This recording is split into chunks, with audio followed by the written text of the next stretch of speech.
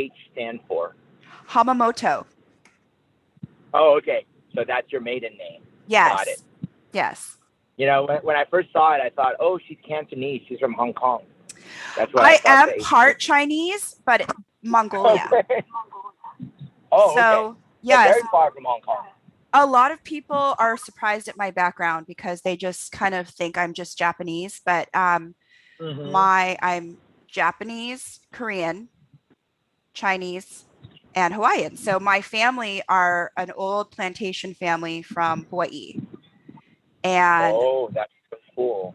right, and my grandmother, she's still alive. She's 100 and a half years old. So she'll be 101 in Oh June. my God, you're so blessed. Wow. She's amazing. She's her name's Emma, and when I was a kid, people used to call me Little Emma. And we didn't get Oh, along when I was a kid because I was very strong-willed like her. But we are the best of friends now. She's living in kind of like a senior community now, so we don't get to see her okay. well as much, or actually I haven't seen her since COVID, sadly. Um, but she's the type of woman who she's like my future spirit animal. She teaches poker to seniors 30 and 40 years younger than herself. Oh, that's so cool. Yeah, And we are you, is she in Hawaii or is she no, here in she's in Colorado? Irvine. Yeah, she's in Irvine. So Oh, cool. Okay. my dad came over in the 60s, and so did my grandparents. So but Wow. my grandmother and my grandfather have a very interesting story. My grandfather's Japanese, and he was the youngest of 17 kids. And Mm-hmm. I mean, that's what the plantation families did. I guess they need workers. But she married my grandfather, being Korean, my grandfather's Japanese, and it was a scandal. Huge Oh, it was scandal. very controversial Oh, back in the yeah. day, right? Oh, totally. Um, and I guess it was 38 or 39 they got married, and they got married, and then they went to see a movie because that's what you do when you get married back in the 30s, I guess. And then the Okay. next day, my grandfather took his tools and went to the, rich Howley, what they call it, Howley side of town, and Uh, offered his services as a handyman, and just kind of built up his business from then. He became a contractor and architect, and so yeah, very interesting. My grandmother's mom was a picture bride from Korea, so oh, that's how they came over on that side. oh, interesting. Very Yes. interesting. Yeah, and she's also And the oldest. I love the so many cultures all in one right there. I mean, Right, you're just yeah. the quintessential Pan Asian right there. Yes, yes. And I just think that that's the way things were or are in Hawaii, and they kind of always have Yes, been. But I mean, there was still raised eyebrows back then. of course. So, I think that's always that's always the case with anything, right? So yeah, why would anyone waste their time with haters, so to speak, and just exactly, you know exactly. just So, just do be proud of who you are and let it fly from there. I mean, cream rises to the top. You find your people. Not everyone's going to be your people, and that is perfectly fine. But when you find your Oh, people, it's like magic. So, oh, um, you know, I certainly feel that way with us. So yeah, yeah. So, yeah, but and I'm we're Hapa on this Howley, wonderful. so What is that? I'm Hapa, well, Sorry, considered Hapa Howley because I'm Papa, also, Papa. yes, Yeah, I which, love it. I'm a little older. So back in California in the 80s, it wasn't so popular. hmm And now it's hip. Now you're hip and cool. Right, right. I'm I'm a novelty. Yeah, love So, it. All right. It looks like we are live and hi. ready to go. And it's So, so good to finally meet you. I mean, virtually, Marcus, but but of course, you're sideways, Marcus. Are you going to take a picture of your head sideways?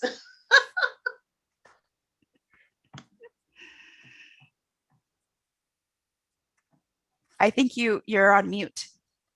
Am I muted again? No, Marcus. There you go. Oh, there you go. Yeah. Is this okay now, or is it still sideways? No, you're good. You're okay. You are at normal looking head now. Okay. We have someone Wonderful. joining us. And did your husband say he was coming back, or I think so. Okay. I just put it on my Facebook, and then I texted him saying, "Hey." Okay. So the rundown will be, we will be interviewing you, Andi, and Okay. then for about 30 minutes or so, maybe longer, depending on how, because this is a deep conversation.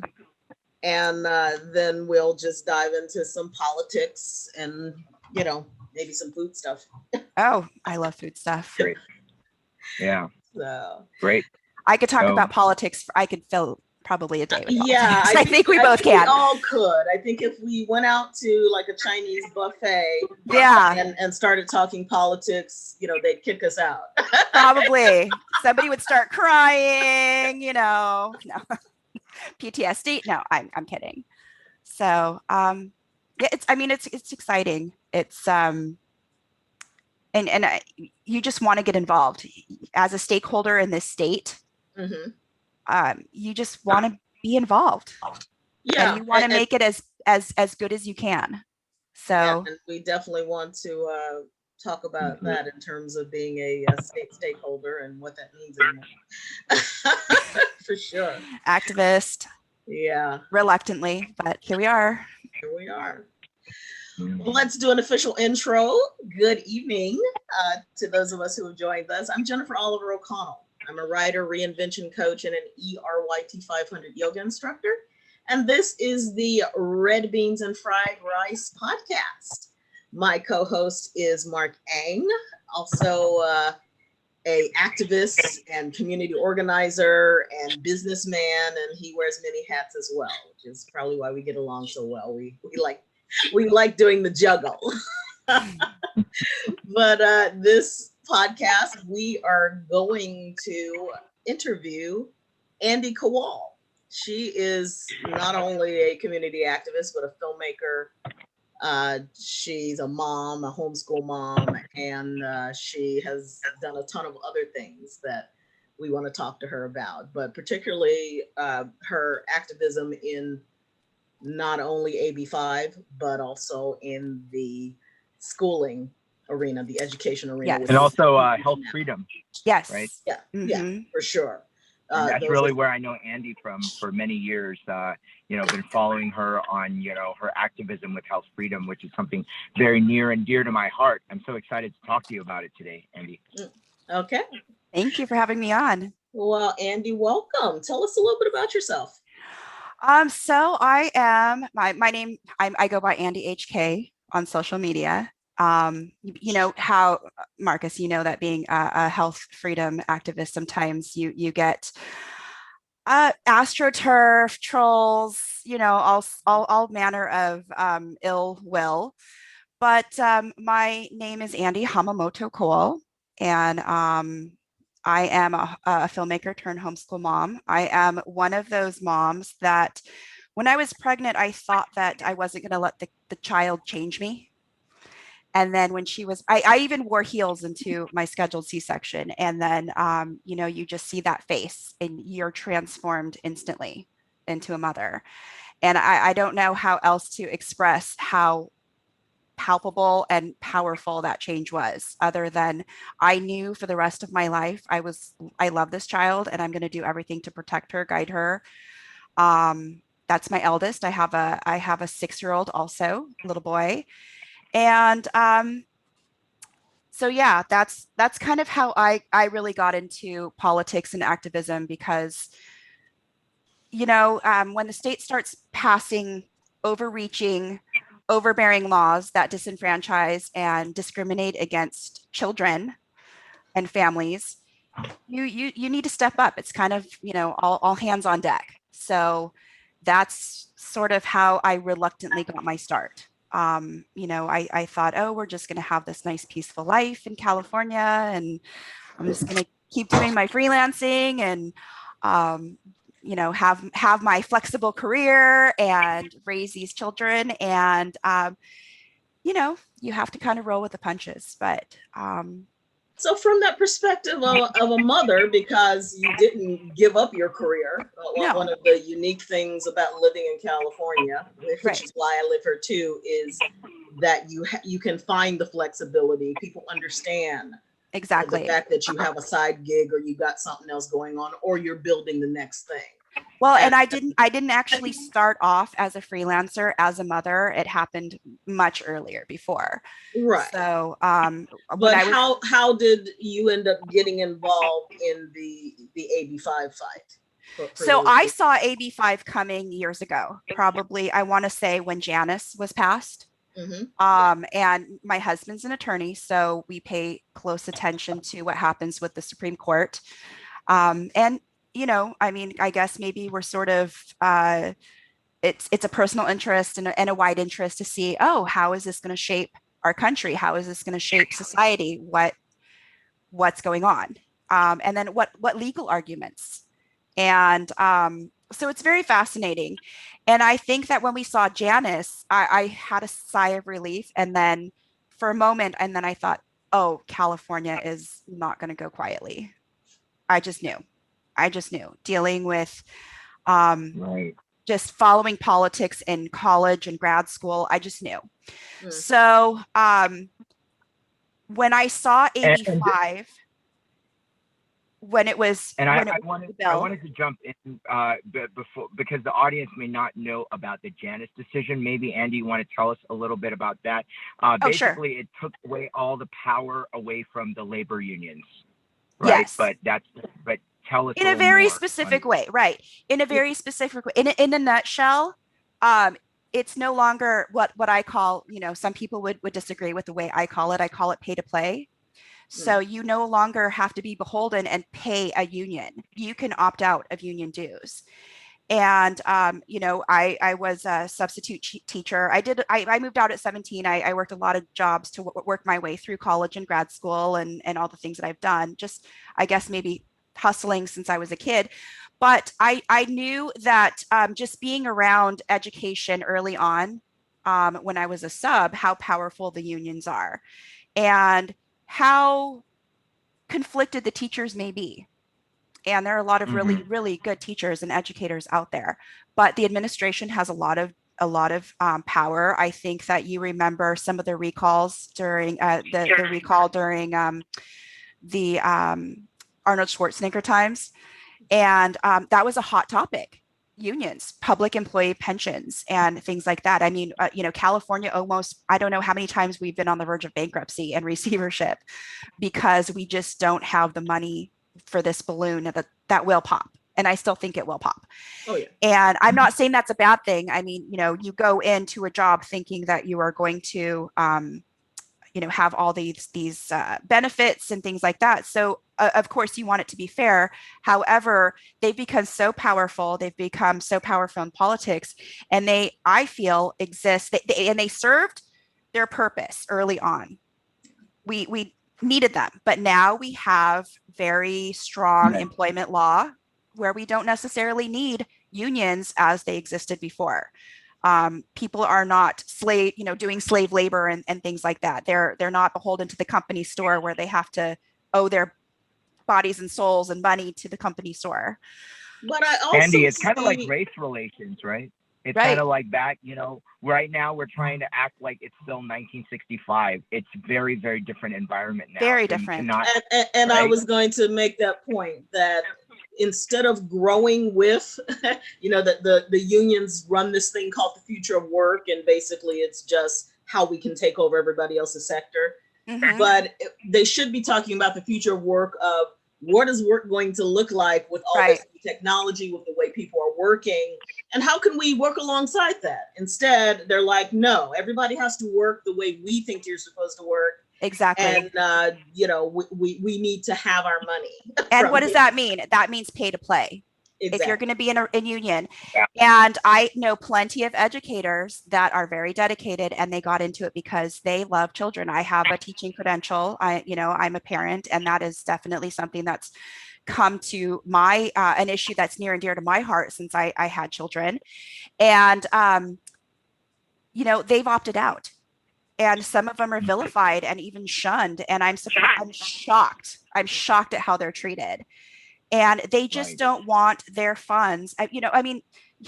They make it. They're there to support their families, to have this fulfilling career, to help their community, and then a percentage of it is taken by a union, and they have zero say in what the union does. And the union is then pushing bills that hurt them and hurt families and hurt the lay people, because they only exist to, I guess, for their own survival, these organizations.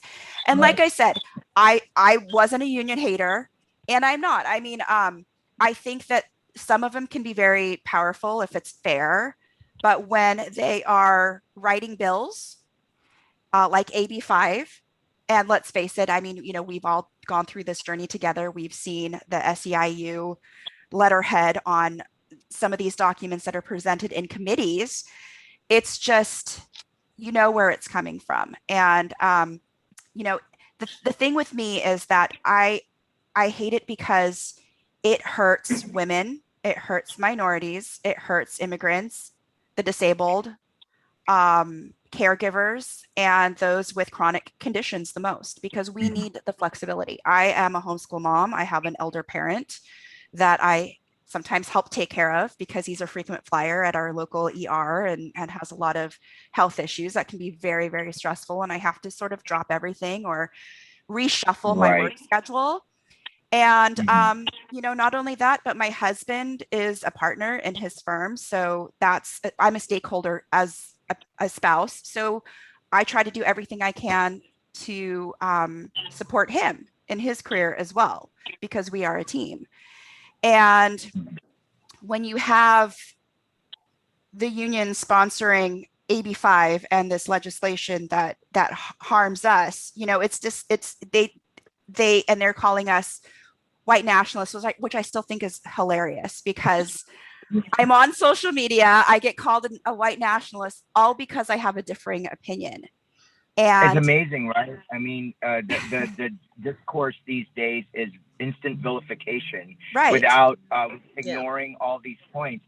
But I really wanted to underscore a very important point you made, Andi, which is the flexibility for independent contractors and workers, and caring for a sick parent, caring for and being a mom, I think, of young children. I think AB 5 really robs you of that experience to still stay in the employment market and working and being productive, because not everyone wants to be compartmentalized and be just a stay-at-home mom or just a stay-at-home caregiver. So can you speak a little more to that? Because I really just want to hear your personal experience, which I think is powerful. Yeah. So, I mean, I started off as a freelancer back in college and grad school.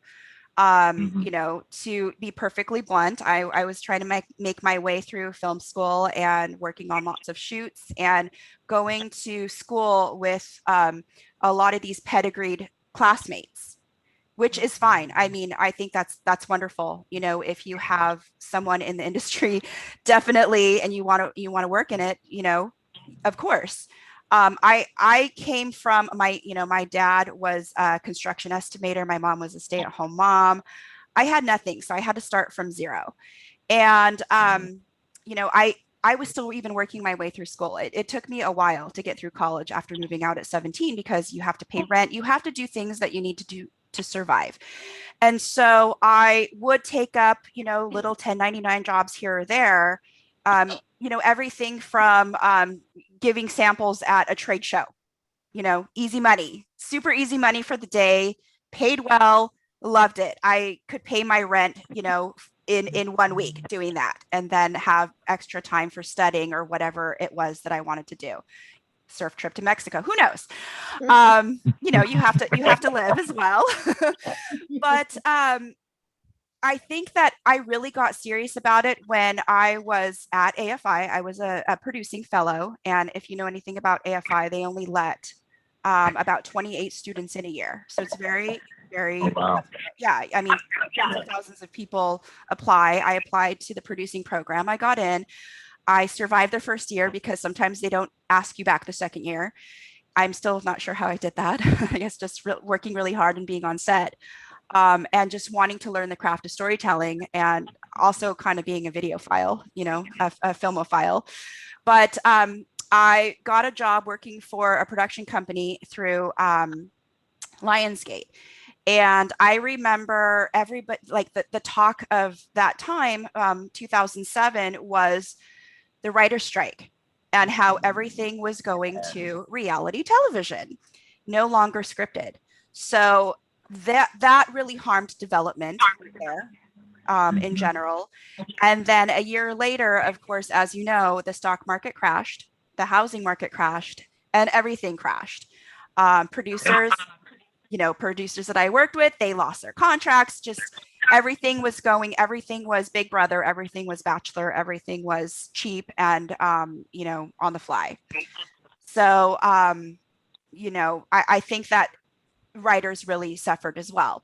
So a lot of my colleagues at the time, my cohorts, weren't getting jobs. They weren't getting hired because the pie was so small. It kind of contracted. Some people went on to do indie stuff, and so did I.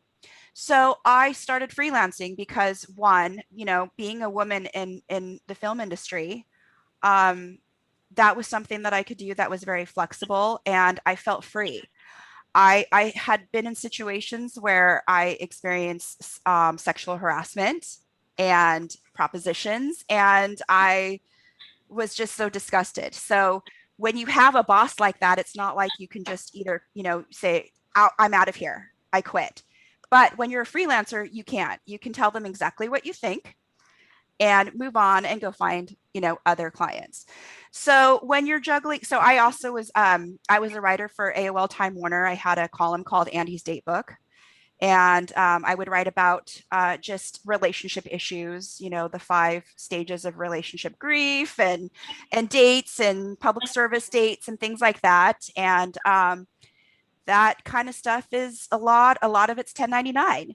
So like you, kind of a Jack and Jill of all trades, but ultimately at the crux of it, a storyteller, and just loving a really great story and to see how it evolves, not just on the page, but also aesthetically. So I was also a freelance photographer. And then because I have an MBA, I did some marketing consulting as well, and writing business plans for people and helping them flesh out what their ideas were. So I made some indie films. Then when my daughter and son were born, I got a little bit more into post-production because that was something that I could do from home, both editing, sound, and supervision. So I really enjoyed that work, and it allowed me to kind of branch out and take risks with what I wanted to try. So, and also, yeah, and it's amazing. Andi, I wanted to kind of highlight the fact that you developed a lot of different skill sets, right, through the different areas by being a freelancer. Yeah. And I think that's the thing that gets lost in this desire to box everyone into a W-2, is forgetting the fact that a lot of jobs require you to have multiple skill sets in this day and age. And 17 hats. You cannot develop those skill sets to be a valuable worker if you don't have the ability to leave certain situations when you've learned enough, that type of thing, right? I mean, right. And then in your case, the sexual harassment, that just breaks my heart. But imagine someone in a W-2 trapped in that situation and cannot get out of it. That is heartbreaking. Yeah. So, and I've been in that situation is the situation that you have with particularly the entertainment industry. A lot of that goes around, all the time. Yeah. And one of the ways that you bypass it is it's everywhere. I mean, I my very first waitressing job, I was sexually harassed by one of the cooks, and the manager, who was a woman, told me, oh, well, this is just part of what it means to be in the restaurant industry. Yeah. Yeah. So, and then they wanted to transfer me to a different location in Newport Beach. I was in Costa Mesa, and then they wanted me to take the lunch shift. And I said, I can't do that. I have a full load of classes. That's why I'm working. That's why I'm waitressing at night. And they said, well, if you can't do this, then, you have to think about, if you want this job or not. And I was so naive. I was 18, 19 years old. And I was just, afraid that I was going to lose my job, but I walked away. But I had a couple other jobs that I was working too. And that's, I guess, maybe that's the spirit of being a freelancer. So when I see all of these politicians say, oh, she works 2 jobs. Well, before I started freelancing and making a lot more money than when I did, I worked, I had to work minimum wage, and I had to work 3 different part-time jobs in order to make ends meet, pay my rent and my tuition, and survive on my rice and beans and carrots, because that's pretty much all I had to. According to our favorite politician, you shouldn't effing have to. Yes, I guess not. More than 2 jobs. It's like, but some people enjoy it. I did. Yeah. And that's the thing. I think that as a freelancer, you have that fearless spirit, and you're willing to try anything once. I mean, on my social media, you kind of have a lot of friends that you've picked up along the way. I've done everything from, I was the first female gondoliera in Newport Harbor, and that was good money. And yes, I did sing a couple times, under the bridge. But I did that because that was very flexible, and that's something that I can do on the weekends and make a lot of money. I taught traffic violator school in the Orange County court system. I was the youngest instructor. I was 22 years old, and I wore a tie to try to make myself look older, because people would look at me and say, you look 12. Why are you telling me? That's the Asian but I need the laws. Too. Yeah, it's the Asian thing. Yes, I'm really 65. No. So yeah, I just, I think I took every single situation as a learning experience. I'm not saying that I quit every job. Sometimes the jobs quit me, and it wasn't the right thing, but you kind of know, when something's not working. But it really trained me to be a freelancer, and to really know what my work was, to value yourself and your work and your experience. I'll admit, when I first started out, a lot of people, and you get this in the film industry, say, oh, well, you get experience, I buy you lunch and a kit fee. No. You're way past that. When you have an established career, you have a network of clients, you have a network of people that you trust, that you contract with, because we're not hiring each other, we're contracting with each other. The sound person that you've worked on for 10 shoots, and you have a shorthand, and it's like you have these mannerisms, and you just look at each other and know exactly what. Right. You don't have a to lot waste that the does time. not need to be said. Yeah. Right. And right. Can I bring up another important point? Is Sure. another favorite politician of ours, Christy Smith, Oh boy. has said that people do not, self-employed people do not pay taxes. But the reality is, I'm a freelancer as well, and I pay self-employment tax, which amounts to 15.3% of everything I earn, taken out right out of the gate. Right. So, yeah. Right. But and don't you just love writing that check to the IRS and the California, if you're an S corporation, oh my gosh, that's 800 plus check that you have to write to them. Yeah, thanks to AB5, I'm having to experience that, because I had to move from sole proprietor to S corp in order to do some of the things that I do. And then you have this established career, but then you have to spend the working capital instead of the pass-through income to, I don't know, buy groceries. Yeah. And set up bureaucracy. Mm-hmm. How great is that? Mm-hmm. And bureaucracy. They love creating bureaucracy. Yep. It's just it's amazing. Not amazing in a good way, amazing in like, are you kidding me? way. Yeah. So for sure. So our battle continues, obviously, because the ProAct. they are really what I'm Mhm. thankful for is what we started with advocacy with AB5, and nobody was listening to us. I mean, they were just, the pandemic didn't help, but Right. people were just thoroughly ignoring the fact that this was killing the industries in California. And then the PRO Act hit, and Biden got elected. We warned them not to elect him either, but here we go, and here we Yeah, are. exactly. And so the PRO Act is now in the forefront. People are actually now paying attention. It's in a kitchen sink bill. It is exactly. It's in that kitchen sink bill, and we are working as much as possible to see that ripped out. But I'd like to segue into your other thing that's close to your heart, because you have children, and, yes. and you are an educator yourself. School choice and yes. educational choice. Please talk to us a little bit more about that. How did you get involved in that?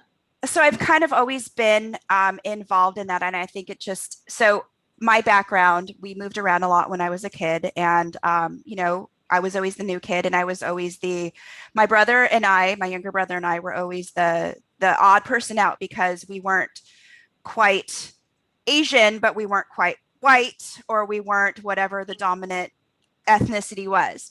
So, you kind of get used to being the odd person out. And one thing I learned was also just how different schools are, and one size does not fit all. And one size did not fit all when I was younger. I was one of those kids that I was a late reader, and but I was also very creative and very talkative, and I probably would have I haven't been diagnosed, but ADHD. And you kind of go through these, I call them factory schools. And so when I chose my career, it was not in an office. In fact, if you want to kill my spirit and my soul, lock me away in an office where I don't talk to anyone. If you want to see me energized and I feel like I'm at my best, then I am rushing around doing everything, talking to every single department, and just surrounded by friends that have a common goal. And so when I had my daughter had a lot of health issues. When she was 2 years old, she had tics and absent seizures. She had a lot of other intestinal issues, chronic headaches, speech delay, all sorts of things. So we saw a number of neurologists and gastroenterologists, and paid out of pocket for specialists. And eventually we were able to heal her with integrative holistic medicine and diet, and, just a lot of different types of modalities. And, my husband and I went into a little bit of debt for it, but it was well worth it, because she's this awesome, thriving child. Well, she will admit it, she has dyslexia. She sees the world differently. It is not a disability. She's very creative, very artistic, and, she just sees things differently. Right now, she goes to an art enrichment, a homeschool enrichment that's art-based. And their director has dyslexia also. And she's, a woman who's raised her kids. She taught for 25 years in the homeschool industry, and she is really good at explaining it. So my daughter and her have this great camaraderie and relationship. My daughter's, 9.5 years old, and she's this little itty bitty petite thing. But she is an amazing storyteller, a very complex thinker. She does have some ADHD, but I just look at that as, okay, as long as she can learn, as long as she can sit and absorb the material and get it and understand it, that is worth it to me. And I give her a lot of room to be who she is. Whether that's creating or being outside, just getting that vestibular sort of input that she needs, the heavy work that her body needs for her sensory input. And I think that this is sort of kind of the foundational training ground for hopefully figuring out who she is and what she wants to be when she grows up. And I think that that's why I do the school choice. My daughter, I really got into it when my daughter was going to this preschool that everyone wanted to go to, and there was a big wait list, and we got on.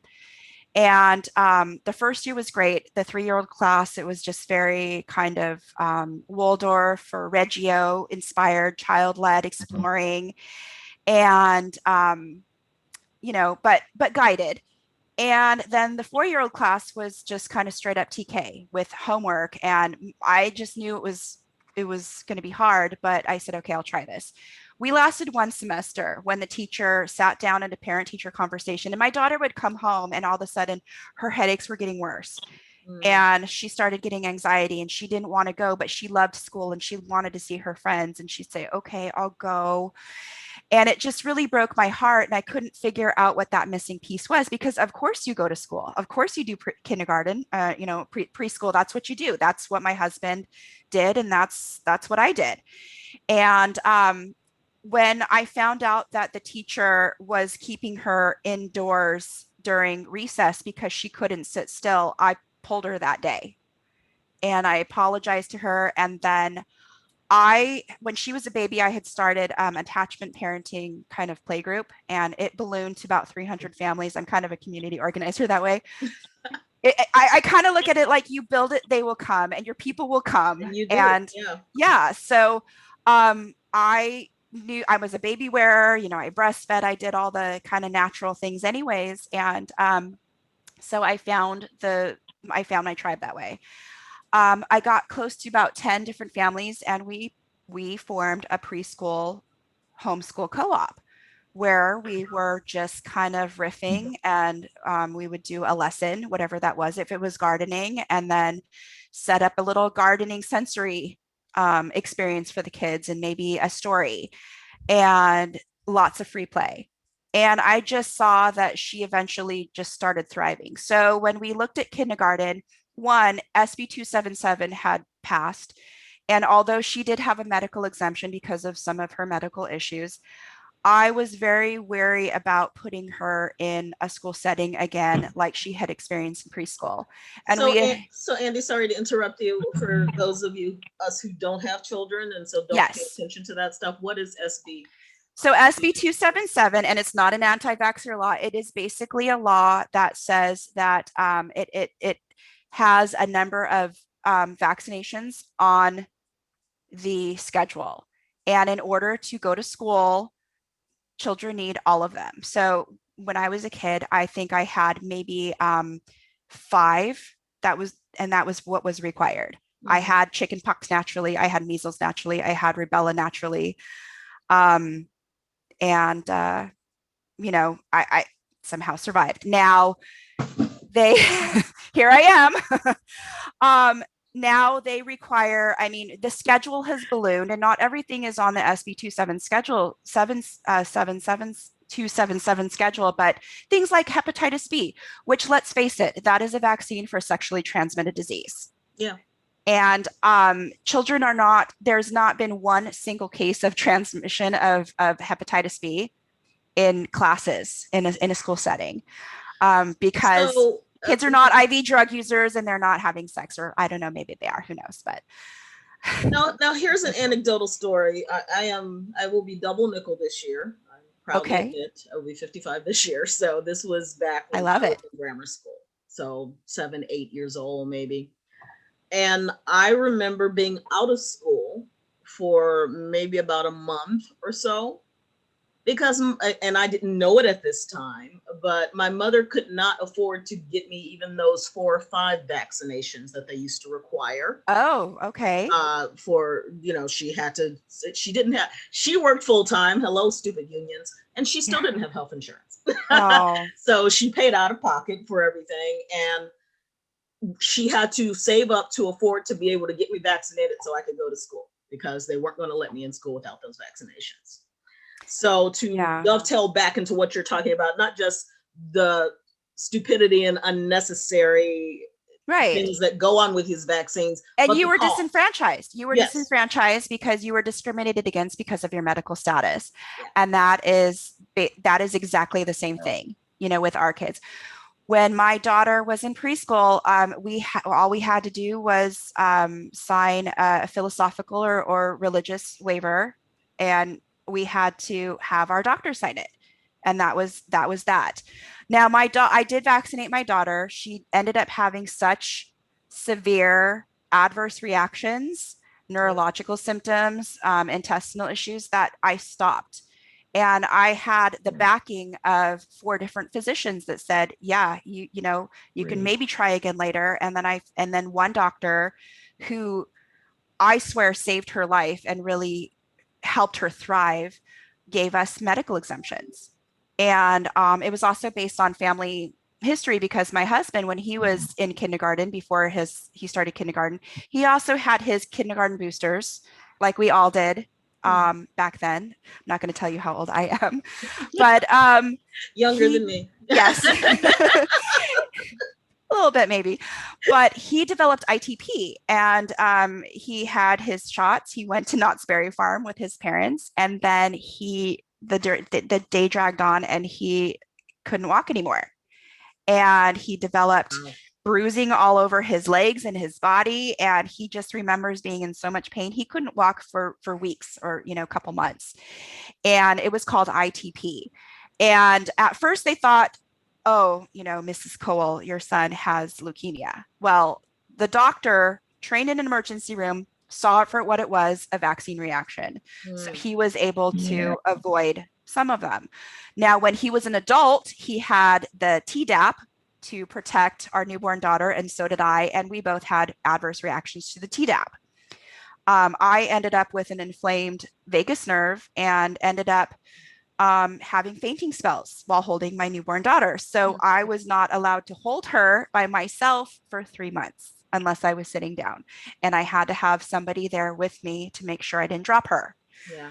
How frightening as a new mom when you're just getting used to you go from career woman to mother, and all you want is to protect your child, and you feel, oh, I'm so limited now. I felt so empowered before, and is this going to be forever? How I eventually, my vagus nerve calmed down. My husband developed some autoimmune skin issues. He went through some detox and treatment, and he ended up recovering as well. So we had the history of adverse reaction. My dad had a flu shot within 48 hours, had a stroke, ICU. Long story short, he got Prevnar before they discharged him when I was picking him up. Within 12 hours later, he was back in the hospital because the side where he was vaccinated, he couldn't move, and he ended up in skilled nursing for over a month, about 6 weeks. So and it sounds like genetically that both you and your husband are not geared to have these vaccinations. I know exactly which genes, or we think, because we did genetic profiles for all of us, and I'm not going to get too much into that. But let's face it, the Human Genome Project wasn't even finished until 2004, and that was just the sequencing. Now, of course, we have mRNA, and we're figuring out how to manipulate those genes, how to express them, how they're turned on, and things like that. So I want to focus on that turned on part. I mean, it's so frightening to me, like a computer program that mRNA inside your system after you take the Moderna vaccine can basically be activated at any time by a nefarious source that can control that. Can you speak a little to that, Andi? I mean, it frightens me to no end. Yeah, I mean, I'm not an epidemiologist. I do study. When my daughter was going through what she was going through, I, had a lot of insomnia, and I'm breastfeeding late at night. So I would look up white papers. I know that not everyone does that, but I was looking for answers. I mean, I was a documentary filmmaker. You do your research. I went through business school. You learn a lot about statistics, and it's just not just looking at one facet of information. It's the intrinsic information. It's the data. It's the legal. I didn't know about the 1986 Childhood Vaccination Act, where it's a liability-free product. Had I known that, being married to an attorney, I would have said, peace out. I'm not doing it at all. And I feel like I have a lot of blame because, you know, I mean, when I was a new mom, when I was gestating, and my daughter, I was on bed rest with her for 3 months, and I was teaching online as an adjunct. But I researched baby carriers and strollers and kind of, you know, looked at fashion and things like that. Not what am I injecting into my kid, you know? But that's the last thing we think about in Right. terms of we don't think about, oh, we have to protect ourselves. And you defer to the experts, and then you find out Right. that these experts who have gone to medical Don't school, know what they're talking about. they have maybe had, you know, a couple hours of just, and who is training. and who's funding that training. And we know from a lot of you know, school. I mean, I went to a private college, and it's a wonderful school, but you know who your donors are, and you know who's sponsoring the which scholarships and for what reasons, and the labs and things like that. So and I think in this rush to listen to the experts, we forget to listen to our own bodies. Right. And that's what gets lost in everything. I mean, it's so shocking that people turn off their common sense to be so deferential to these so-called experts like Fauci. Yeah. But we are not taught to listen to our own bodies. Right. Yeah. That is, you know, that ERYT 500 yoga instruction was for a reason. And I mean, know, even we teach body knowledge. Yeah. And even looking back, when I was a very healthy kid, and then I had my boosters, and I went through a time where I became very sickly and missed a lot of school, and it wasn't fun. And then when boosters came around again, I remember being in 5th grade, and I was so sick all the time. Yes. Nobody knew why. Yeah. I was getting ear infections and bronchitis and just every little thing. And I missed more days of school than I actually went when I was in 5th grade. Same here. I was one of those kids that constantly getting sick from one thing or another. Probably was those vaccines. But I had the childhood illnesses before I was even 5. And I even have memories of them. I remember being sick and feverish, but getting to watch TV, you know, while laying on the couch, Sesame Street, and then falling asleep on the couch, and I had woken up to a stuffed animal under my arm, and it was like my new best friend. You know, having chicken pox with my brother, and I don't know, this would be considered child abuse now, but my mom was actually like, "Are you holding? Do you have chicken pox?"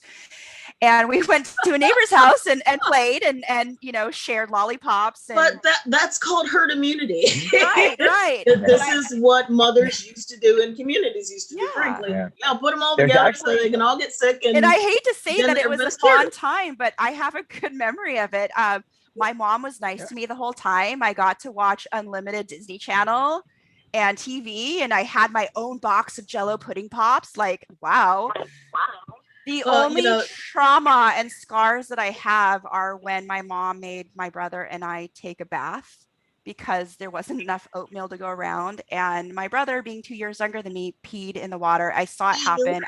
I was in there, and she still made me stay in there. So those are emotional skills, scars I still have to deal with, and I'm working through, you know, years and years later, decades later. But no. And but there's really, actually a lot of groups, moms groups that do this, you know, and I know in our activism circles, Andi, you know, I've done a lot in autism world. Right. And, you know, I think a lot of the moms in the autism world really understand and went back to basics and understand these fundamentals.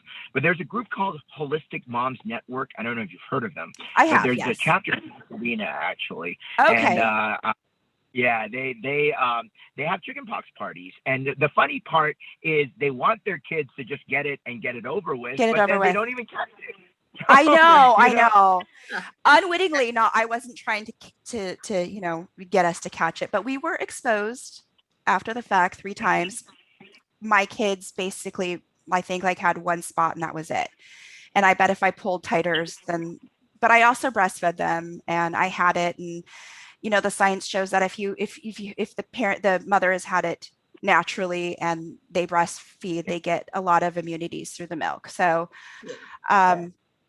but my children are very healthy. My son, he had a medical exemption.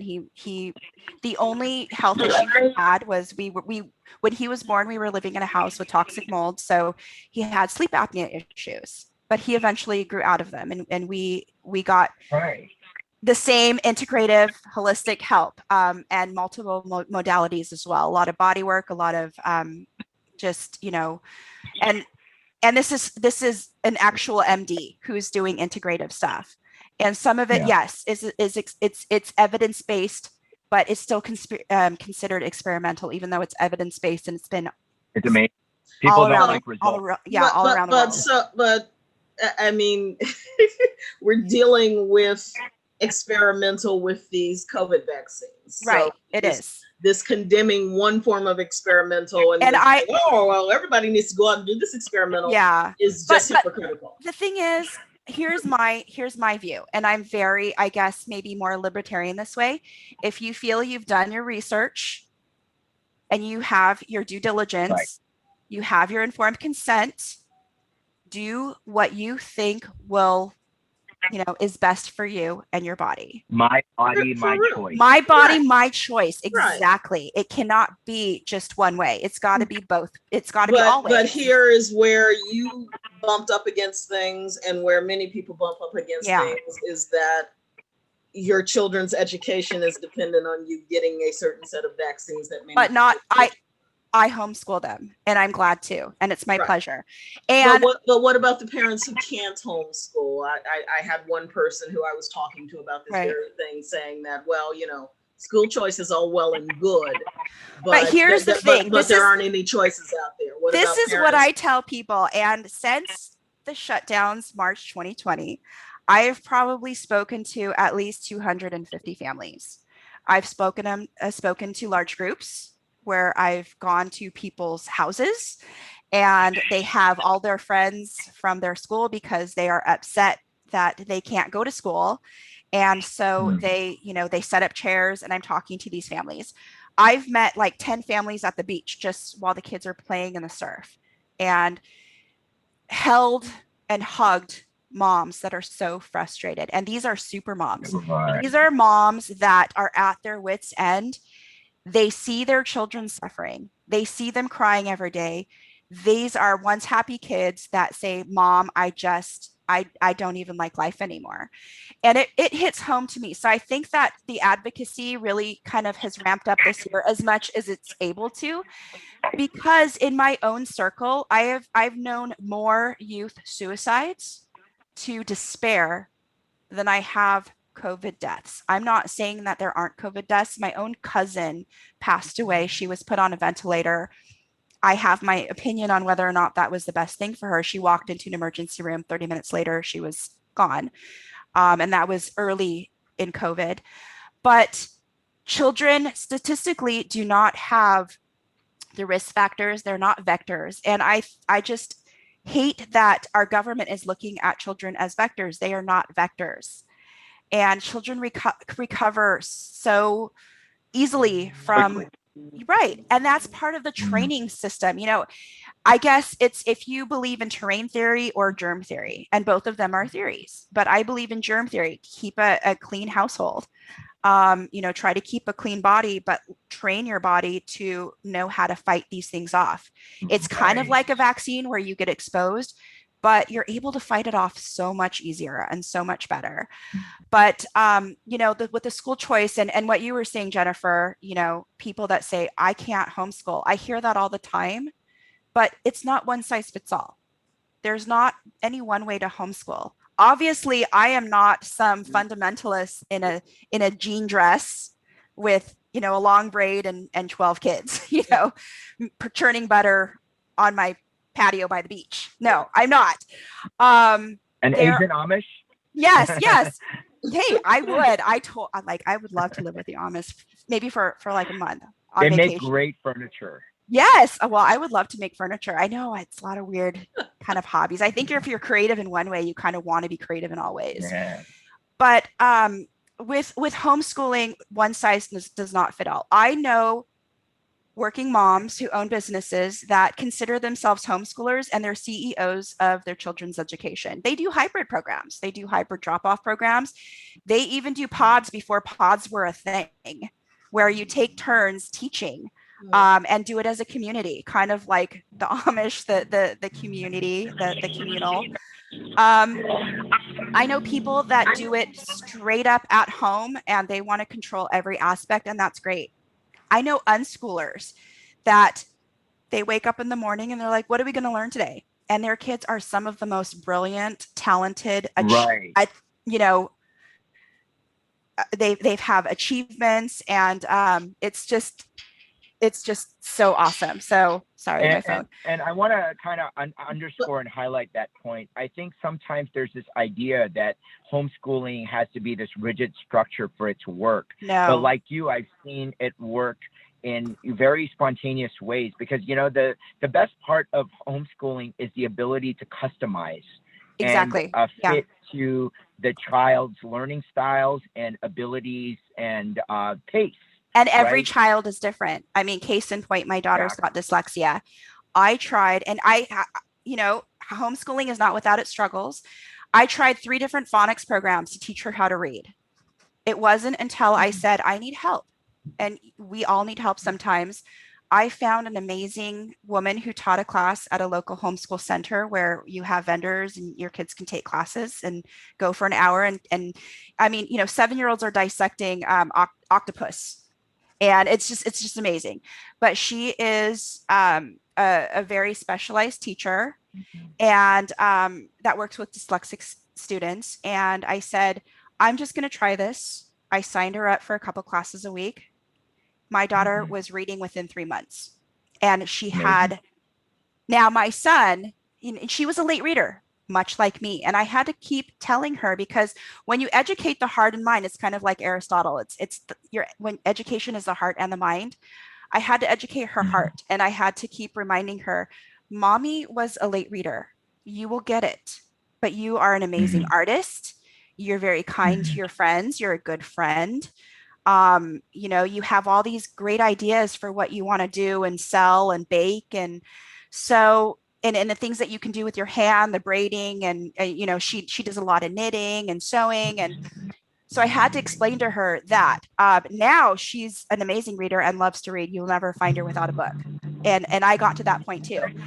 My son, on the other hand, started teaching himself to read at about 3.5 without me doing anything. It was like reading by osmosis. And he's 6, and now he is the best reader in his little kindergarten hybrid program. But he's so humble about it. You know, he cheers on the other kids and kind of helps them kind of learn how to read too. So yeah, and it's that emotional amazing, intelligence. Right? Because I think that schools tend to only teach one and only value certain skill sets, and that's the be all end all. But as a parent, you were able to reinforce some of the other areas where your daughter was more developed, and give her that confidence. I think a lot of public schools are doing our children a big disservice, and that's where a lot of the issues, the societal issues, are coming from. Yeah. And I think, right? And I think also my husband and I approach things very Socratic. In a way where in our normal conversation with our children, we employ the Socratic method. We ask them questions, why they think that. Is it just because mommy and daddy tell you? Or why? What makes sense to you? What doesn't make sense to you? What do you have questions about? And I think that a lot of educators really feel overwhelmed because their classes are so big, and half of the school day is taken up by classroom management and not actually teaching. And I've seen it. I've seen it as a you know, substitute teacher. Yes, exactly. And I didn't consider myself a babysitter. I really wanted to teach what the teacher, the material and the lessons. Shape and form minds. Right. And it was because I wanted to practice also what it was like to teach. And then I got to a point when I said, peace out, I'm doing adjunct. Like I need to work with adults. But now I'm kind of returning to that, and you meet them where they are, and it's so how do you do now? how do you do that uniformity of education? Because this was another argument that this person, again, I'm not a parent, so Right. I don't study all the ins and outs of this stuff. So in California, but you are a yeah, parent. The person was saying that, well, we can't go to localized education because then you don't have uniformity, and you have disparities in what people are learning and things that's like not that. true. That's not true. So speak to that. So far. Okay. One, there's a thing called the internet. And the internet is this great resource that they have a lot of MOCs, just open source, free. I mean, MIT Scratch has a ton of MIT lectures that you can glean from. My husband and I kind of listen to it for fun. I know we're kind of weird. I call it mom school, but I had to keep up with him because he's such an egghead. Keep it interesting. And also not only that, but there are a lot of free and low cost resources. There are tons. There are homeschool moms that are making this amazing content. Some of them have autistic children. Some of them have kids with dyslexia, and they're meeting their kids' needs, and they're sharing it. They're sharing it for free, or maybe they're sharing it for $5. You can download it and print it. There's also everything from out of the box curriculum. We call it out of the box curriculum, where you go and it's like, Book Shark, and it has everything laid out all year long. Everything you're supposed to read, when you're supposed to read it. It even has scripted. So you sit down with your kid and say, today we are going to learn this, and you read it. You don't even figure it out because it's just, it takes the guesswork out of it. There are different styles. We started off doing Waldorf because I just liked the child development aspect of it with Steiner. And I'm kind of the person, I pick and choose, and I take what I enjoy about something and leave what I don't. So some of the spiritual aspects, it doesn't really mesh with me and my spiritual beliefs. So, but the child development and a lot of the ways of learning, the art, form drawing, nature, just appreciating. And also it talks a lot about personalities and personality styles. So we went with that. And then I went to Charlotte Mason, which employs a lot of living books. We read a lot in my house, and we always have. My husband and I, we just kind of collect books, whether we read them or not, but we mostly read them. And cool. That was one of the things with my daughter. We could read to her at age 2 and she would sit and listen and calm. And, then the classical style. But to your point, Jennifer, I have a lot of friends that own businesses, and yes, flexibility helps. I have friends that travel and they do have a village. We help each other out as a community. Maybe they have a spouse or they have family that helps. And sometimes they employ drop-off centers as well, which are, you can have everything from core classes. Now, when I say core classes, it's what you're supposed to be learning, the standards, the math, the science, the social studies, the history. But also, I'm assuming your question was also focused on standards. There are 3 legal ways to homeschool in California. One is through a charter, and we belong to a charter. With a charter, you are in charge of your child's education, but you have a teacher of record, a credentialed teacher of record. So that really helps you. And you're a part of a public school. So you are in the public school system, but you are homeschooling. There is an umbrella. It's private homeschooling, where you can pay an organization to keep your because you have certain documents you have to keep, some medical, attendance, and also transcripts. Or you can file a PSA, which is called a private school affidavit, and you set up your own private school, and you can do whatever you want. Now, when I tell people, I can't afford it, or, whatever it is, how much money are you spending on fundraisers for your kids' public school? Right. How many boxes of Kleenex are you buying at the beginning of the year and at the beginning of spring semester? How much do you donate? How much time do you donate? It's about what you prioritize. Right. If you were to take that money and put it into curriculum, field trips, enrichment classes, intrinsically, you could have the same rich education, just much more customized. So, that's looking at it from a finance, because I'm, me, before I even started homeschooling, I researched everything. I wasn't sure if I could do it. I thought there are a lot of things I can do. I don't know if I can teach my own kid. And for me, luckily, I have my husband. My husband has his core competencies. I have mine. But at the end of the day, I know my kid best. And it's a lot of trial and error. I've gone to the college of Audrey and Charlie, and a teaching, even though I have my teaching credential, but it wasn't just learning how to do classroom management. It was learning who they are and how to best honor them and meet them where they are. So, And Andi, I love that, because it sounds like you are, to go back to our conversation earlier. Yeah. It's about knowing who you are and how you work best. It's about knowing who your kids are and how they work best. Right. And I'll be honest with you, there are days as a homeschooler when I think to myself, when I was a kid and we had a sub, we watched documentaries all day, and I will put on documentaries all day.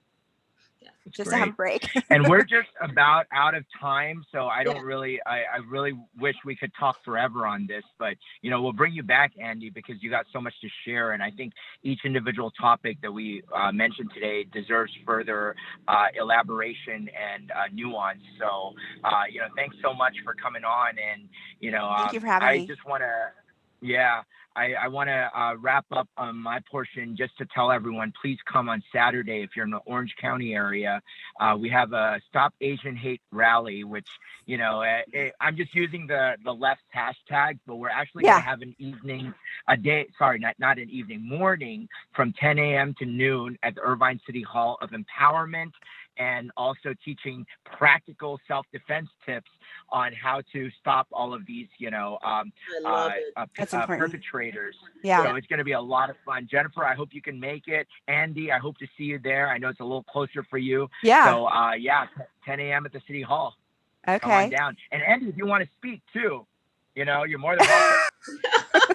Step on up, Andi. Yeah. We'll talk after. Yeah. We'll talk. Yeah. Yeah, we'll talk offline about it. But Marcus, I mean, you and I have kind of we agree that the best way to stop discrimination against Asians is to get rid of quotas on college campuses. Absolutely. So And I'm sorry, if you're going to use, if the left is going to use, if they're going to use the Asian hate hashtag, they got to start with that. Right. And maybe also not. And not elect politicians that say they want to punch Asians in the face. We can start there too. Yeah. Maybe like that's Christina Garcia. Yes. Like Christina Garcia. That's special. Yeah. If you want to learn more about Marcus and his work, as well as his last event that he put on in Walnut, visit redstate.com. Jennifer Oliver O'Connell. I have written a couple of pieces. One is a VIP piece. It will require VIP membership, but VIP membership is well worth it. Plug for Red State VIP. The other one is on the free side, but learn more about Marc and what he does. Andi, you can find her at Andi HK on Twitter and Facebook. And you can find the Red Beans and Fried Rice podcast at Red Beans Fried R1 on Twitter and Red Beans and Fried Rice on I love that. I think that is the best. Thank you for joining us. We didn't get to our usual segments, but that's okay. We'll have you back again, Andi, for sure. And thank you. We will see you next week. Okay. Thank you. Take care, guys. Bye. Thank you.